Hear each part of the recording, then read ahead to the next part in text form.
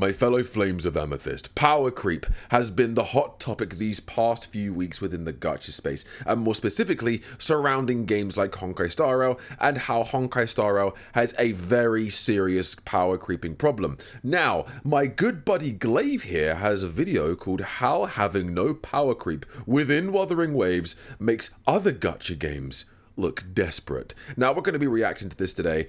And Wuthering Waves, as far as I'm concerned, has no power creep. Why? Because one of my main damage dealing units is Jinshi, who released in 1.1, and to this day, she's still arguably one of the best damage dealers, if not the best nuking damage dealer in the entire game. Now, with Carlotta's release, she has basically peaked Jinshi in some people's eyes. I think they're about even. They play in very different ways, but Jinshi and other characters like John and Yinlin are still very viable and still very usable, and I don't believe Wuthering Waves has a power creep problem. But let's see what Glaive has to say about this.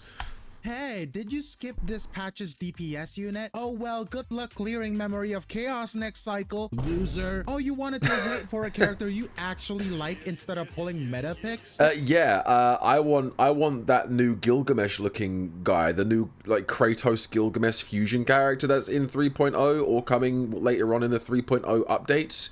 He looks pretty cool. Yeah. That's stupid and greedy. Maybe you should... Okay. I knew you would drop the stupid and greedy line. Start pulling with your brain instead of your PP. Oh, but if you pull, enjoy doing 50% less damage in the very near future. What? Why? Loser. People love making fun of Genshin Impact because we can literally fly in Wuthering Waves while they are still gliding at 2 miles per hour. True. The flight in a Renaissance has changed the game. Why pay $200+ to get mechanics that's gonna be able you to traverse Natlan when you could just come up to Wuthering Waves 2.0 and get it for free? Am I right, guys?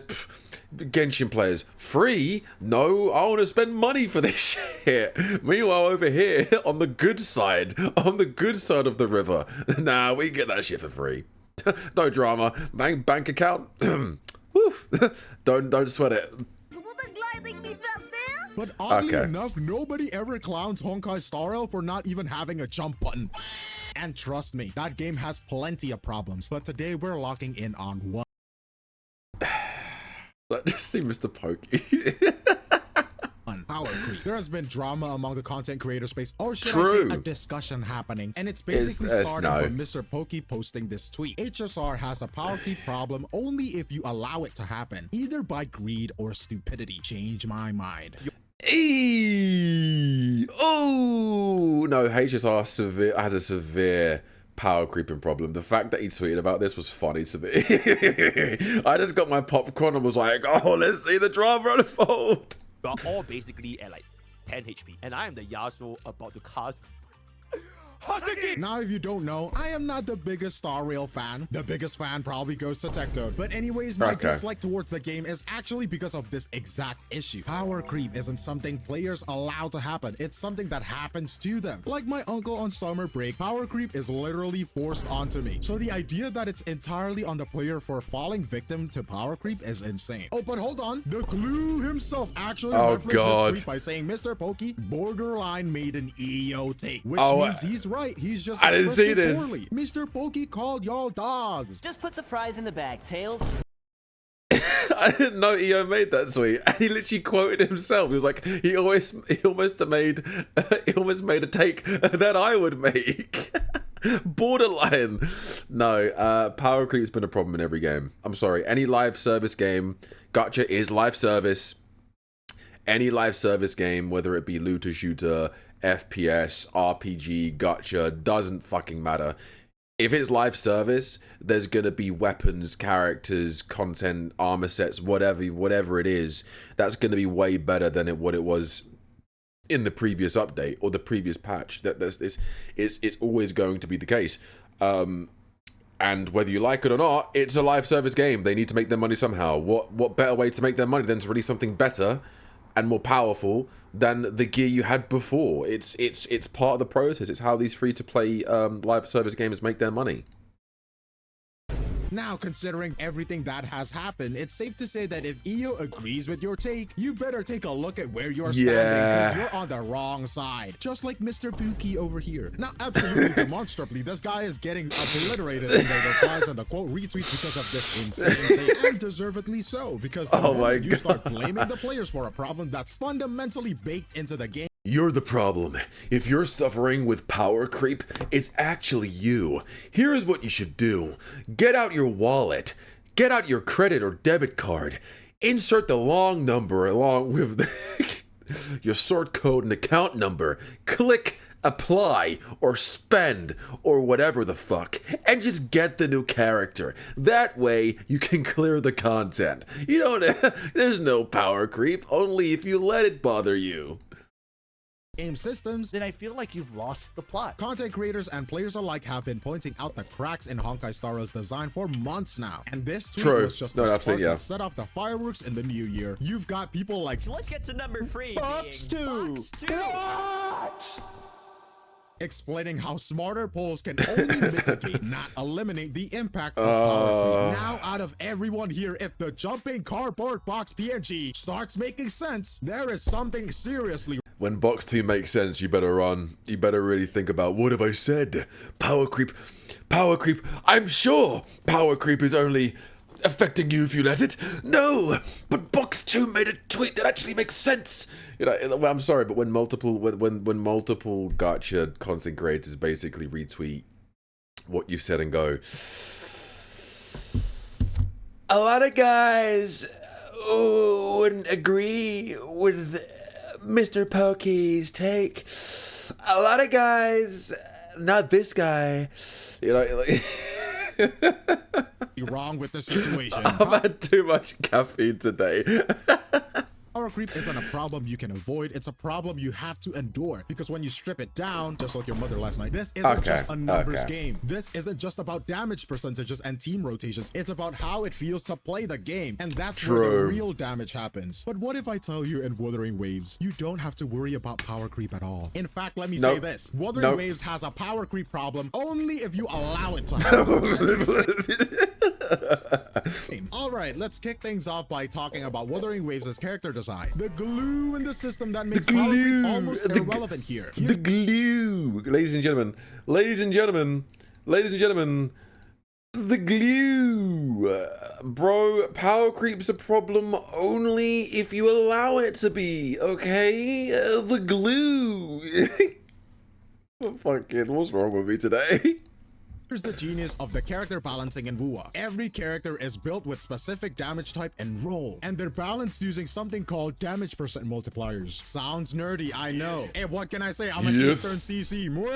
But it's a big deal, okay? This system doesn't just slap numbers onto attacks, it categorizes every move in a character's kit and assigns a unique multiplier to each of them. Basically, the devs have made it so that every character is a specialist, excelling in a particular niche. That's actually, it's true. Camellia, who's basically the queen of basic attacks. For her to be power crap, Kuro Games would have to release another havoc wielding basic attack specialist who is also stronger across the board. But let's not forget, Wuthering Waves has 6 attributes and 4 damage types. So there's no room for lazy overlaps. They would need to release 24 different characters before even coming close to doubling up on their niche. And considering how slow and steady Kuro is with the character releases, that's probably not gonna happen. And what better time than now to talk about the new Nightmare Echoes.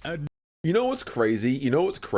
The way Wuthering Waves and the way Kuro Games are releasing their characters, other than obviously 2.0, because 2.0, 2.1, and 2.3 look like they're going to have multiple 5 stars throughout 2.0. Obviously, we've got Carlotta and Rochia for 2.0. 2.1 is Bron and Phoebe, and 2.2 is probably going to be Frolova and Zani, or Zani and another character, whoever that may be. But Frolova is looking to be a playable character. Obviously, we haven't confirmed it, but they've been drip marketing Frolova like she would be a playable character. But yeah, but other than that, Kuro Games have released their characters in such a way, and they've created their characters in such a way where, like Glaive said, they're specialists.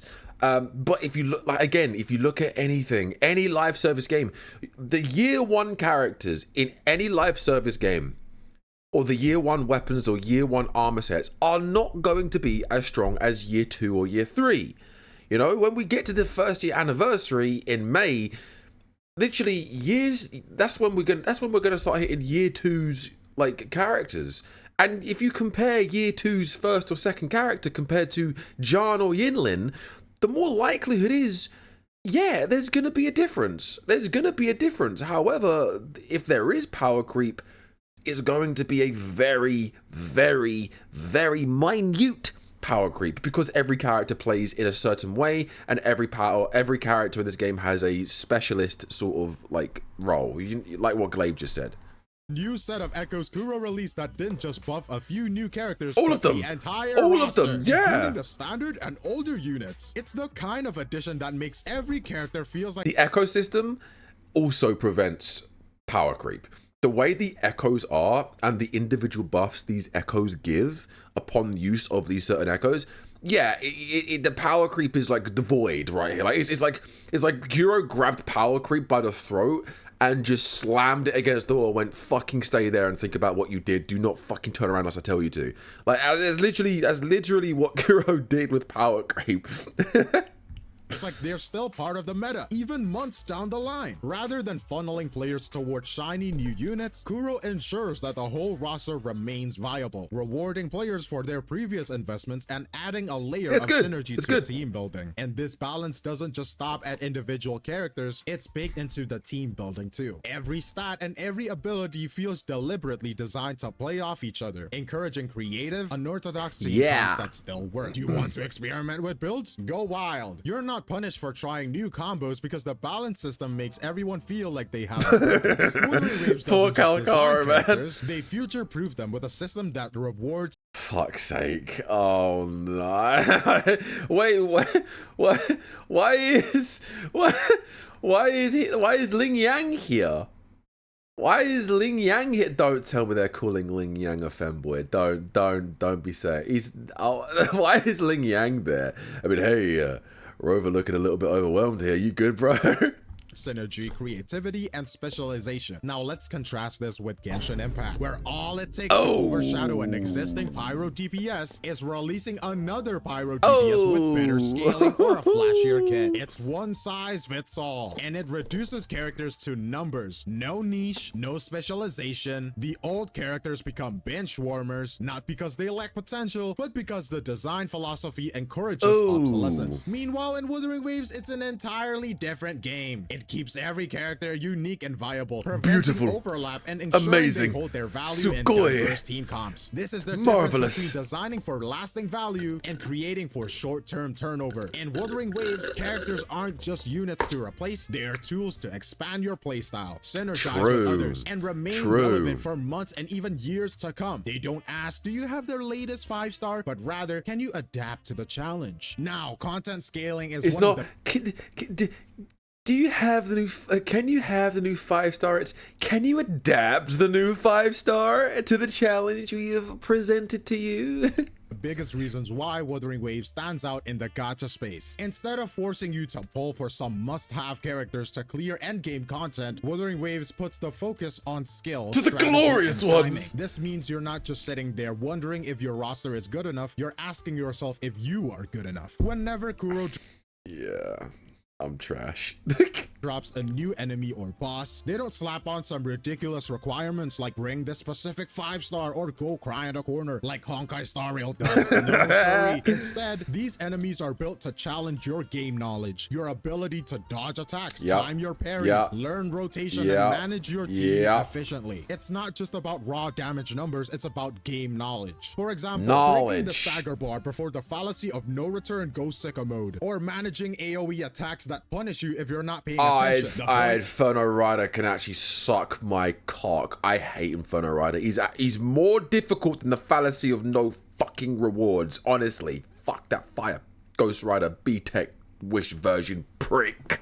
Hate him. is every encounter is a test of your understanding of the game systems, not a test of whether you've swiped your credit card or for the latest OP unit. Now let's contrast that with Honkai Star Rail. In HSR, the approach to endgame content can feel less creative. They often resort to inflating the enemy HP to astronomical levels, which makes fights drag on forever unless you have the latest, shiniest 5-star units. Yeah. Some fights are so blatantly tuned around specific characters that you're left feeling like you're solving a puzzle. Literally, was that bloody game mode where it always is targeted around the new, like in HSR, it's like it's a new mode every update, and it's primarily around like the new character. I forgot you've got Simulated Universe, Memory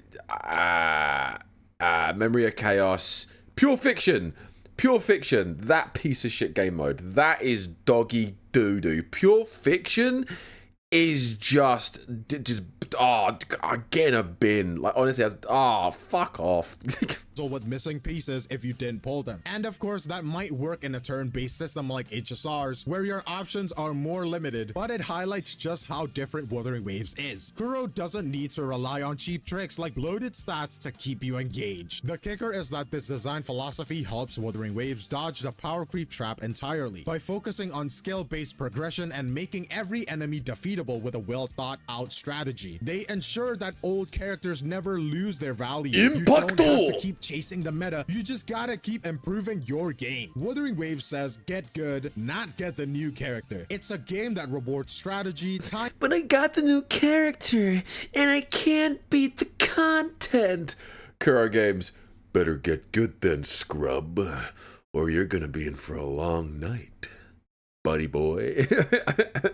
Timing and knowledge while prepare to get fucked by fallacy if you don't know the patterns of its movements, boy. giving you the chance to flex your skills with your favorite characters. No inflated HP bars, no mandatory Yuan Wu, am I right, guys? If you know, you know. polls, just pure unfiltered gaming satisfaction. Unless if you suck like Captain Cabinets. Now let's talk. Oh yeah, she sucks at the game. Like, I'm bad, she sucks ass. Like, she sucks balls. Like, she is doggy doo-doo, honestly. About the gacha rates and the resources, because Wuthering Waves has cracked the code on making players feel blessed instead of stressed. You know how in most gacha games, pulling for a limited character or weapon feels like you're sitting in a cuck chair in the corner of the hotel room. Yeah, well, Kuro Games said, all right, hold my gamer subs. Now this is the part where the content creators reacting to this video would casually plug their gamer subs code. First off, the weapon banner. Let me tell you, it's an absolute Glaive, you're gonna get it. You're gonna get that gamer subs sponsorship, bro. You deserve it. You're smashing it in the gacha scene, in the content creation scene. You're gonna get it. W. Why? Because it's guaranteed. If you hit that 5-star pity on the weapon banner, you are walking away with the featured weapon. None of that, oops, here's Chapard's light cone. Now compare that to other games where the weapon banner is a bottomless pit of despair, and you'll see why Wuthering Waves. Do you know what other game has guaranteed odds on the weapon banner? And do you know what makes it better? Black Beacon. Black Beacon is a brand new gacha. I'm joking. I'm not plugging. I'm not. Feels like a breath of fresh air. I mean, we've all seen what happens to that bald man while he's pulling for the homeless shovel, and we all know how that went. Hold up. Please. Fuck my ass, dude! Now let's hit the character banner. Sure, they use that. I remember that day. I remember the day that video went live. That was one of my first techie videos. Oh, that was rough to watch. That was rough to watch. A classic 50-50 mechanic, but here's the twist. You're guaranteed a 5-star every patch. That's amazing. Plus, the frequent reruns means that skipping a banner isn't the end of the world. Didn't snack Carlotta or Rachia this time? That's fine. Kuro's got your back, and they'll be back sooner than you think. They'll be back in like 2 or 3 months. And can we talk about how Kuro is like the generosity goat of gacha devs? Events in Wuthering Waves are absolute gold mines. Free pulls, upgrade materials, a whole dang 5-star given for fun. Yeah, back in 1.2, if you've forgotten, they literally handed out a limited 5-star character, and he is still top tier meta. That's not just good, that is absolutely insane. But it's not just what they give, it's about how easy it is to build your characters. The game showers you with resources, upgrade materials, leveling items, and even gacha currency through events and dailies. That, honestly, they haven't brought that back. they haven't brought this back since 1.1. When they released, when 1.1 went live and you got the 7-day login, 5 standard pools, 5 limited pools, and then literally a week later, they started this, like the gifts of gratitude. If they brought this back for every patch, busted. That means 15 premium, 15 weapon, no, 15 premium, 15 standard, and 10 bloody, thingy-majiggies, like weapon pack. Like, this was insane. I remember when this first came out, everyone lost their minds. Like, they were being so goddamn giving to us. I mean, they still are, but still.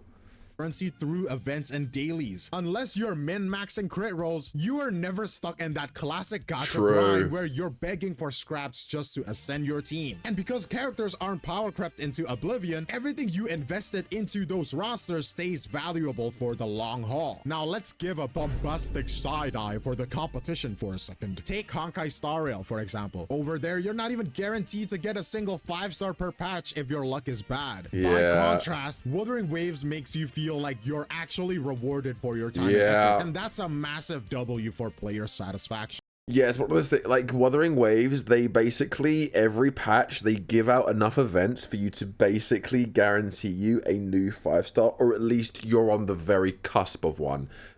So they are very, very forgiving and very generous to their players, and is one of the reasons why they get the love they receive. So.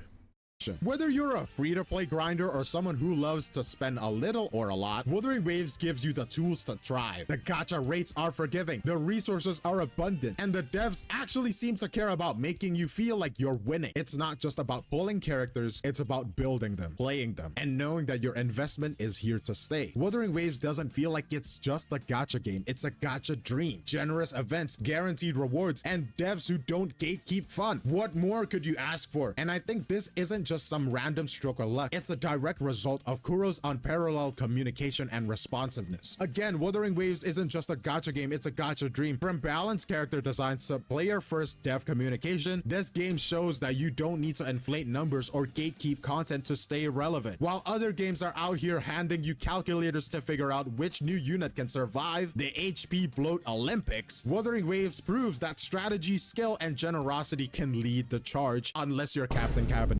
Yeah, that's your Cap, and then Cap's VTuber is so cute though. But yeah, Cap, unless your Cap there, because I'm sorry, Cap, but you're cooked. You're cooked at every fucking gacha game. You suck. You suck balls in a fucking bin. Fucking feline fuck. Anyway, yeah, thank you so much for watching, guys. I hope you enjoyed this reaction. I hope you enjoyed my reaction. Yeah, power creep is always going to be a problem in any live service game, but Wuthering Waves, if there is a power creep problem, which there isn't really, it's very minute. Like, I mean, we're talking minuscule. But if you're playing games like Honkai Star Rail, well, are you enjoying all the Herta? Because in the next 2 patches, she'll be literally void of any use. But yeah, thank you so much for watching, guys. I'll see you in the next one.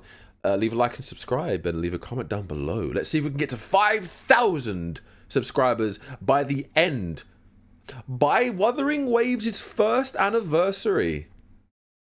Or shall we do our year anniversary? I'll figure it out. Thank you, guys. See you later. Bye. Take it easy.